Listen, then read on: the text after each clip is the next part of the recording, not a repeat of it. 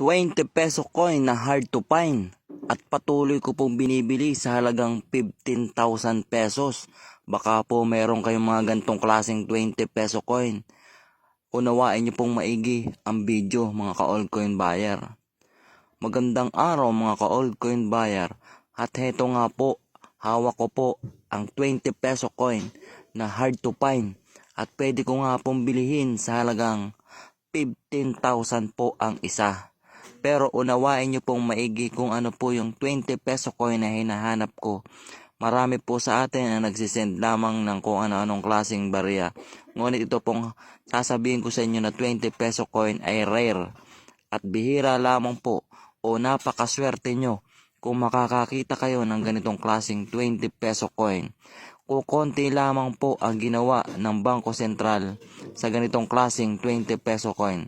Kaya unawain nyo pong maigi ang aking hinahanap na 20 peso coin mga ka-altcoin buyer.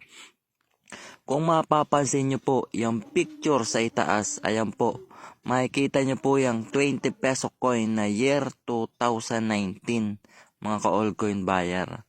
At ang mint mark po niya ay nasa bandang balikat na. O ayan po, makikita nyo po yung arrow sa may kulay bilog sa bandang baba. Yan po ang hinahanap ko na upper mint mark. I-check nyo pong maigi ang inyong mga hawak na barya.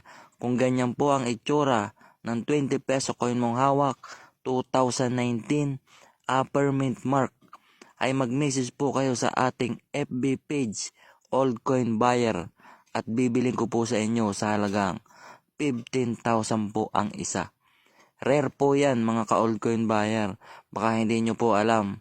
Marami po sa atin nagsisend ng 20 peso coin, ngunit common coin lamang. Ang isinesend po nila sa atin ay year 2020 saka 2019 lower mint mark. Yung nasa baba po ang mint mark. Pero ang hinahanap ko pong rare ay yung upper mint mark. Yung nasa bandang balikat na po. Mataas na po yung mint mark niya, hindi po dito sa bandang ibaba. 15,000 po ang isa niyan. Sana po ay mabentahan niyo ako ng ganyang klaseng 20 peso coin.